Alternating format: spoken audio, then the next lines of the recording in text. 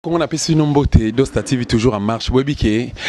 et belé bah s'inquiéter sur bah moninga na télévision boé bah comment on se poser bah question pourquoi kakaye.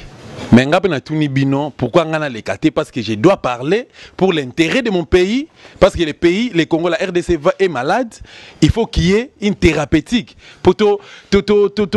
luka ensemble de trouver solution pour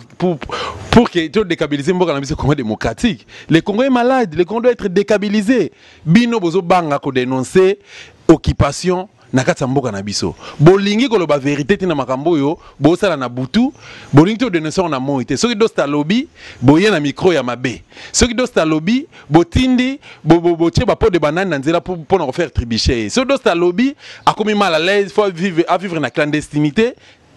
On n'arrive pas à comprendre mboka Congo démocratique ezali à nani na mbi pona bino mona mboka Ndeko Médard ça fait longtemps très longtemps bon réclamant qui est pour qu'ensemble la pèse à point de vue naïe par rapport à l'actualité politique que préoccupé mboka na biso Congo démocratique Corneille Nanga président à Senya Bukanga Lonzo a tout publié calendrier na bango.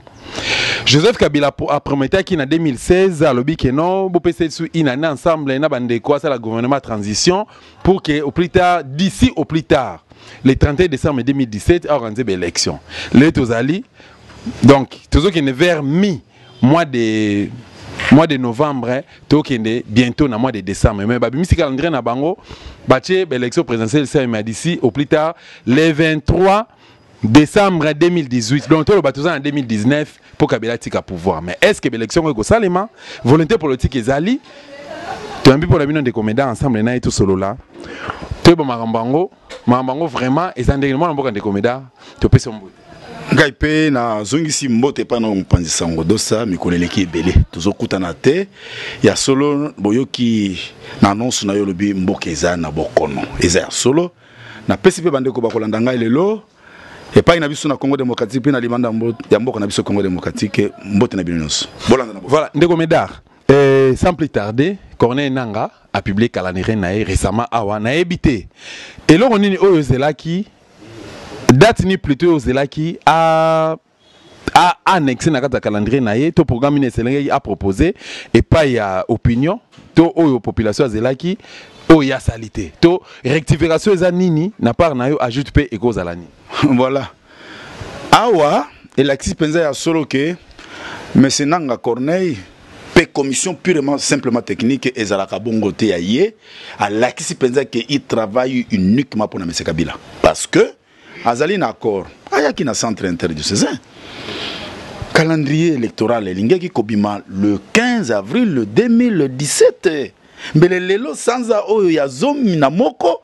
tozo kozela élection législative na présidentielle il fallait zala kokamwa oyo iza soni pour na Congo démocratique bao bazo kamba mboka na biso bato lokola Nanga mais nazo kamo il fallait tuna maloma na sema belo okende koluka nini nazo kamo soki azangi soni ko tuna wana parce que za makambo ya soni pour na mboka na biso bato alingi te bato ba vérité oyo soki bato bazo lo baboye bokomi kolandela bango basala ka te eza makambo ya mboka esengeli toloba po et ce solisa bato nyonso place toza lelo oyo pasi na soni mawa pona calendrier électoral ma pona calendrier électoral maloba Ndeko Médard mais Ndeko Médard soki ma pona calendrier électoral wana yo boy kopesa ngo chance toloba chance ezate parce que accord ekufa calendrier pe ezate voilà justement sikoyo solution ko zani pour te ressortir RDC na crise politique est-ce qu'il faudrait-il to que na élection au corner na ngazo bongisela biso na Joseph Kabila to éviter ça na date parce que c'est incertain parce que Nathalie na sali analyse à calendrier on a peut-être apesi il paraîtrait bah et juste ma proposition donc au cas où comment dirais-je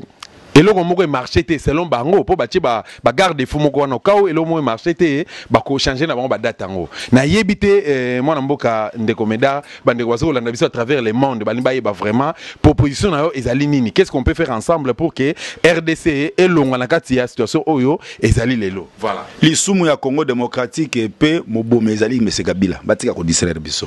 siko to sala elingi koloba boy biso peuple congolais to mizwana bokambi ya mboka se prendre en charge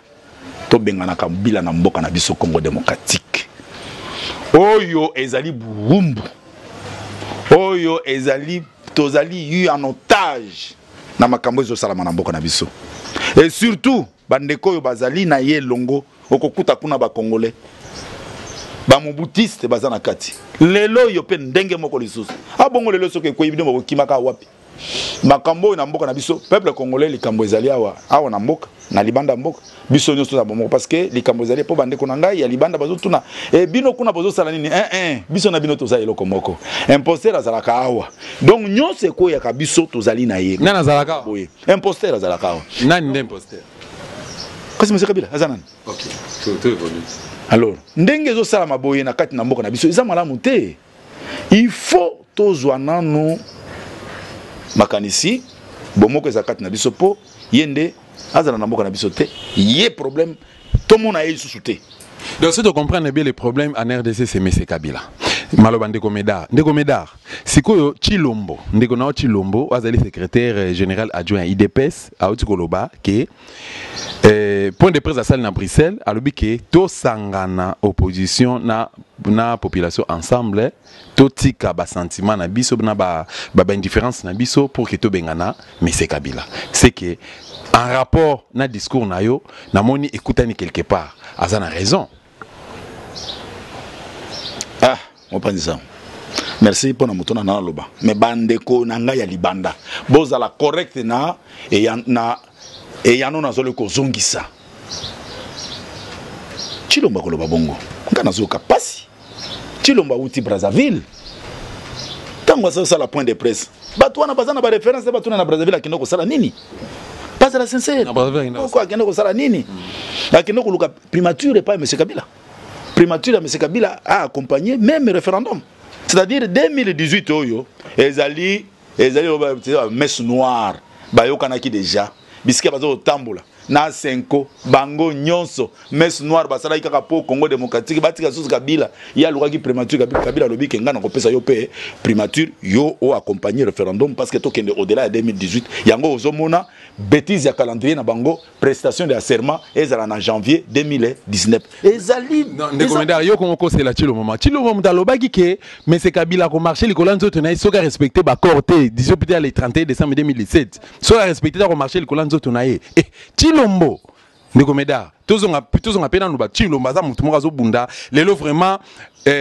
ba sangana ki opposition awa tango après arrivé à départ plutôt ya Niki ba sangana ki opposition ba kona ba kutana na CG7 ba ça la déclaration ba noze la Chilombo lobi ke no toze la mot d'ordre ya Moïse Katumbi comme ça tout ça la déclaration na biso poto to bouter to boya biso nous ensemble calendrier mais c'est nanga ya Corneille nanga Chilombo faut respecter ndeko medar ba la mot d'ordre ya nani ya ndeko Moïse Katumbi na Kabila bendaminité nyonso ya ba pourcentage ya bo yibi ya koboma Congo démocratique bakabola ka bango mibale bo ye kuna na kati za égal combien yo UDPS c'est plus qu'une plateforme bon la malam UDPS c'est plus qu'une plateforme na UDPS na rassemblement wapeleki oyo leki wapi wana na natika ndeko koloba te kinga nazo kosela mutu makambo te tozo loba wa likambo ya mboka to sala masanote parce que bato baza eu en otage c'est ce peuple ici tout ça la scénario te ceux qui ngana ke po ba pesanga veste ceux qui ngana ke po ba pesanga villa ceux qui ngana ke po ba pesanga jeep et zikilo bateke bato yo nyonso tozali bazangi to baza kozanga na bango ezadi parce que ngai na ke ko sepela na mona bango lokola biloko pamba yango te menga na zolo baboy likambo yo oyo ngai ndeko medar na roba boba na pona kofinga te bolanda makambo na zolo parce que c'est une interpellation de tous likambo ngai ndeko medar na zolo ba ezali na importance pona nini na zolo babongo mutu akoloba kinga na zolo kosa onde ko medar a fabriqué onde ko medar a zolo ba likambo te ngai nazali pour te naza contre te na zolo ba makambo oyo esengeli na loba pona nini na lobi ke esengeli eloba mamo ezali likambo ya solo nana ko wangana si c'est vrai kinga na zolo kosa bango et pas ya madame Niki émissaire ya président américain Obama Donald Trump bakena ko sala ni memorandum na bango ezaki nini ba pesa memorandum chance madame on a zoaki yango te belle chance zoaki yango te Kabila reste président de la République hier qui est na primature sensa ezali camere parlement et zona madame F Bazaïba elingi kolobani elingi koloba ke non bango nde batandi etoko kitoko mpo Kabila akende na 2018. donc toloba so na comprendre oyo mwana mboka ndeko Médard ezala Moïse Katumbi Chilombo Vital Kamerhe Dokolo na lisusu na ba journaliste oyo baza na sima ya bazo ko accompagner tout ça donc yo pesi mutu moko te chance na kopesa chance na mutu te expliquer na kopesa chance na mutu moko te mais kana on s'explique na ko s'expliquer oyebi ke kotika Kabila mukolo moko ezali kozanga mobeko na kati na constitution eza kutu te accord pe ezali te elingi koloba nini bako violer basi bako boma bako sala nyonso bako piller ressources ya minere ya mboka na biso yo lingi koloba ke mukolo moko na yende eza esengo na mboka Congo démocratique ezali liwa. mais moi mboka ndeko Médard oyebi ke lelo elobi ata olenga nkoyeke Kabila azana besoin affection ya ba congolais azana besoin affection ya population surtout bengani Kabila lelo eza erreur grave Kadhafi babomaki ye tala sort ya Libye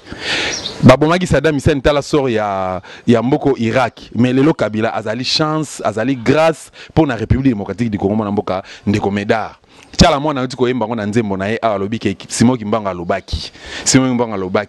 Claude Marshall alobi ke ba congolais biso bata ba IPPRD to yimi bali biso ba Kabilis to yimi bali donc ceux qui bolobi ke transition sans Kabila biso to lobi transition sans opposition mwana mboka ndeko Médard malobe pana yo zotu nanga mutu lokola olenga nkoyi abandi makamuna lelo olenga nkoyi azo subir ba conséquences ya traîtrisme na yo zo tunanga mutu lokola olenga nkoyi. Est-ce que moi je peux ngai Etienne Tshisekedi la première personne à consulter que je laissé quelqu'un comme premier ministre olenga nkoyi ayebi yango yaza kuna zo sala nini na sensa yazo sala nini et puis comme premier ministre wana bakende ko fabriquer kombo moko pona nini ezo sala nini oyiko bisanga olenga nkoyi yebisanga ta mutu mususu oza sérieux olenga nkoyi oyaza na souci te soki abotaki ayokaka pasi tala bilenge tala ba mama tala batata ndenge babomi na kasai yazo kende koyemba nzembo soni ezali to ezali te interpellation ya patriotisme ezali epa na yo bezalaka te yoko yebisanga mutu lokola tchala mwana mais tchala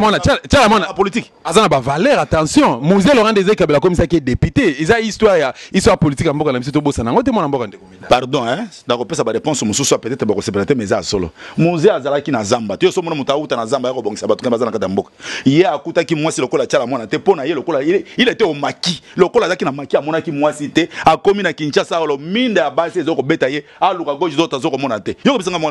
Moselle c'est quoi soka mona ki tchala mwana mwasi mais tchala mwana zali politique te Claude Marshall tika azongisa na mutuka oyo ya PMLS azwa azongisa ngo mutuka nini ya santé ya ministère ya santé azongisa ngo avant kende na assemblée constituante na Lubumbashi azongisa yango mwana mboka ndeko Médard na kanti bandeko ba comprendre tozo ko ba na émission na biso ndeko Médard au jour d'aujourd'hui ba église et comme qu'on posait problème l'église qui mbangiste bango balobi ke Joseph Kabila ou rien l'église comment dirais-je protestante avec Marini et Bodo balobi ke Joseph Kabila ou rien kutu bon meka ko simba corona nangate na seni l'église de réveil ba prophétie ba kakenza ba denilesi ba pasteur mukuna kutu na rappeler que azana problème ne dingwa azana procès ne dingwe et dingwa senga mbongo ne ya misala sale la kae au jour d'aujourd'hui mwana mboka ndeko Médard ba bar et paille est-ce que ba concert ya ba Werason ya ba JBMP na ba Koffi Olomide ya ba tchala mwana continue ko beta est-ce que ba église de réveil ba continuer ko sambela ko sala ba veiller est-ce que mwana mboka ndeko Médard na yebité ba ndeko azana biso ba comprendre qu'est-ce qu'il faut faire pour déstabiliser la RDC pour que ou encore pour que Congo ezonga pandilet na Congo comme ezonga l'air malobe pa na yo merci na sekana bongo soki eloko eza nango ligablo mabeza wapi eza magablo basalelaka nzambe azalaka na bango te mpo na butu baza na satana na moi bakosi batuke toza na nzambe yo koyebisanga église wapi conférence nationale souveraine toza na pasi wana ti lelo likolo ya baéglise ya basango banganga nzambe bamimpe lelo pe kaka ndenge moko na bango ba messe noire avant que mwasi aye na sima na ye bango na tango yo monsieur nanga zo ko publier calendrier ba mimpe toujours na kati ya ba messe noire yo ko yebisanga église wapi ba ligablo na bango ba sala niso ba linga sala pour ma gablo na bango mais ba yeba sengeli musali na kaisala aya epai ya musali na nzambe kotuna ke ya solo nzambe azoyebisa biso nini nzela nini esengeli tolanda mpo na mboka na biso Congo démocratique. Mais soki eza bongo te tala pasi mosusu tozomona na mboka na biso basali na nzambe ya lokuta oyo biso toza basali na nzambe magablo eza bien mutu azoluka place eza moins cher place oyo azomona oyo esengeli apanda nango nde bamagablo na bango mbongo bani mpoli bali ya mbongo bango eske mpenza babondelaka nzambe ya solo place oyo tozomona banani bango bafausse prophétie akokende koluka kisi na butu na moya ye o prophétie nzambe alobi bamosusu quatrième président oyo wapi ya nsima ndako baconseil ebetama nango soki conseil ezobetama nango c'est normal. C'est normal. Yo koyeb sanga musicien à mokili soka zo betena concert c'est normal. Ya betala sala masano na ye. Ya zana politique c'est comme ça. Mais bango basali na nzambe. Basali na nzambe. Et tumbu na bino zolanda bino. Kalate bozo vivre yango. Parce que vous êtes des faux serviteurs de Dieu. Vous travaillez pour Dieu. Dieu n'a jamais été avec vous. Batu ya lokuta otozo sa. Moi mboka ndeko meda to okene vraiment na suka na mo basinale biso na ngambo ba bike non to okene na suka to chité mais na habité elo nous élect to loba auto lobité. Et puis c'est quand même te proposer, tu attaquer ou attaquer ou attaquer, mais proposition pèse à la malamu. Pour que Congo Kabila akende, pour que ba collaborateur à Kabila, na ba journaliste, na ba majorité soit disant opposant na yé, pour que ba on soit kende classe politique à ce qu'il y a, pour que Congo est sous quoi moi, ndeko medar. Alternance c'est ça les mandenge nini. Ce que pour na yo le bi que no élection à nanga et ko produire résultat moko ya malamu te pour na intérêt ou avancement ya. La peur que la rosali c'est élection na mboko te. Elingi koloba boye. Qui dit nanga c'est Kabila. Nanga ne représente absolument rien. Les amis c'est Kabila pour bakenda ki na ba mimpe. Tango basali likita na bango na obi messe noire baloba ki basa la publication élection eleka na mois de juin 2018 c'est Kabila qui ordonne élection et salamana décembre pour prestation de serment et salamana janvier 2019. Ah bon, bazan eloko koloba. Bazan eloko koloba. Ba koloba ni na mboko. Maintenant là vous proposez quoi? Munazo proposer nini? Si lisumu na mboko eza Kabila. C'est quoi l'isumu na mboko eza Kabila pour que l'isumu mutamasumu et pas ba mupendenge totanga na Bible il faut akende asala tubela na ye. So asala tubela sango mokonza ya laisser Eucharistia, so laisser Eucharistia après ba reconnaître que azali mwana na Nzambe. Sikoyo to procéder ndenge nini pour to ça alternance. Na yebité peuple congolais zo kolanda yo. Ba congolais bazo kolanda yo. Sodome na Gomorrhe tango esalama ki Nzambe pesa ke tumba kende nana kenda ki na tubela. Yo mutu mo kenda ki na tubela kuna. Comment mutango ezalaki nani? Nzamba salaki nini? Etumbu kaka ezalaki. Etumbu emonanaki. Awa pe ba oyo nyonso bazokosa na komona Nzambe etumbu ezozela bango. Ndeko meda on répond à la question ngata qu'est-ce qu'il faut faire pour que to mettre fin na pouvoir ya Kabila? Problème ya Kabila biso peuple congolais. Awa eza na régime sosité. Oyo ngana zoloba eza solo. Régime awa na mboka oyo ezali te. C'est question conscience ya individu kaka esala ke ye atika soki mutu akotiaka mutu makasi mais ayeba yango régime eza te soki olingi komitika yo moko ngana osala wote yo zo mutu azotindika ngao abongo lobi tango ekozala ke balukaka nzela kokita ya kokende par exemple nzela kokata Brazza bakende kuna baluka nzela aéroport kuna ezosimba te nzela ya Congo central ezosimba te nzela ya Bandundu awa ezosimba te bakota wapi ezosimba te wana ekoluka nini bamosusu bakozwa bwatu babandi kotia Congo sika bazipi bango wana po bakatisa Brazzaville eza trop tard mais problème ezali awa biso peuple congolais to se prendre en charge pour monsieur Kabila tobengana ye na Congo démocratique na lolenge nyonso parce que bato azokanisa ke ezali pamba soki lokuta leloyo ba point chaud nyonso ya Kinshasa batie ba policier soki botie ba policier c'est-à-dire vous êtes conscient que loko bozo sala ezana ngo ko correspondre na peuple congolais bongote eza bongote alors Topeso merci. Merci mingi na peut-être bande ko nanga ina pesa bango pe mote mingi na mkuse penza na mkuse. Mama Eva ozo kangai pe ozo monangai résistance ezali bino na pesi bino longonya mingi professeur Jean Ebele na université à Boston merci bien na musala ozo sala kitoko mingi JP Manga ho esengo JP kitoko Billy esengo pona yo ndama pambula yo Nestor Ngoi nzambe asana bino lokumu. Merci mingi ndeko Médard na kanti message na l'équipe ambuto na pe komi ngala ngabino mingi boyebike pona Congo na ngazala ko pesa ma sourire te pona Congo parce que le Congo est malade donc ceux qui t'attendent ngazo bela na rozala na sepelate na okine concert te na okine pe église te parce que na be église au lieu que ba bénédiction ba pasteur ba komi ko moderne de biso bazo ba étoile na biso ba sa la yango na pesi merci na ba vrai congolais ba bazali verti na pesi merci encore une fois pour na trahison bino ba traidor mais boye bake suka na bino ezali merci na ba collaborateur na ba tonyo bazo s'abonner massivement na Dosta TV merci na bino na lingi bino mingi tokutana bino très prochainement bye bye. Merci Dosta. Ndeko Médard. Tokutani kala lelo nazali ne sengo vacances na bokutani oyo maintenir o bazo luka obi bando luka Ndeko Médard po basala likita na bango baya ko boma ngana simba ka mbonga mutute nazana lelo ka mutute esengo nzamba zo batela biso nenga uto batela yo na o basala ki pona yo lokumu ya nzambe emonisa kati na biso po toujours retenir vérité. Merci beaucoup. Merci.